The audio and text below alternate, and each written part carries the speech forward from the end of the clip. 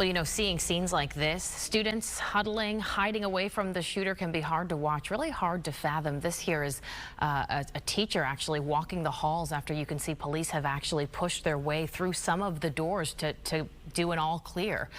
This is what has happened on campus. SWAT making sure that students get to safety. Terrifying scenes. This shooting really hits close to home for so many people, and unfortunately some students are now surviving their second school shooting at the state. Fox 13's Evyn Moon is in our newsroom tonight, and Evyn, some graduates of Parkland are actually now at FSU having to deal with this yet again. Hi, Allie, that's right. This is already so traumatizing for so many here in Florida, but some families are now reliving these past nightmares. Some students, like you said, who survived the Parkland school shooting back in 2018 are now current students at FSU today.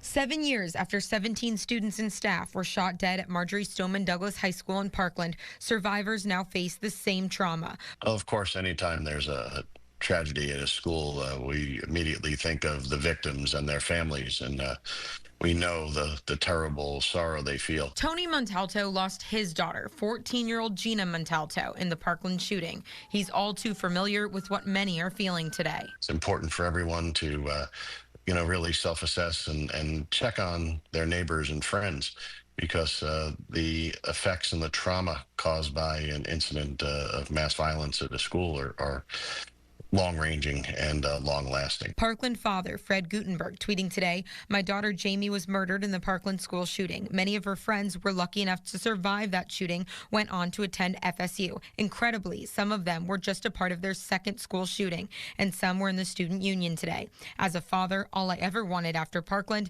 was to help our children be safe." So many in Tampa Bay are feeling anxious with endless connections to one of the biggest state schools. If you have a child right now who's at FSU or maybe at another university and they're calling inconsolable, they're like, "I got to come home, I'm so afraid," the most important thing you can do as a parent is try to be calm yourself. Whether your kids go there or your little ones might someday, it can cause anxiety. Everybody's heightened right now, so it's really hard to make any plans for the future or have any absolutes, like I'm never leaving my house again, or I'm going to bubble wrap my child for the rest of my child's life to keep them safe. We know that's not realistic. So the best thing that we can do is acknowledge those feelings. She says there are some little things you can do to keep yourself calm. If you're finding yourself more agitated than educated, it is time to turn off the news, listen to something lighthearted, maybe get off of the doom scrolling for social media.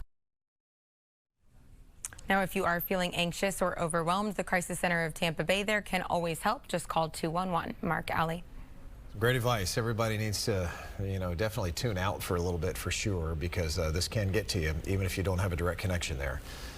This is not the first shooting to happen on FSU's campus, as we mentioned. We've got all that information, the latest right now on our website. Check out fox13news.com. More to come here, I'm sure, in the next couple of days.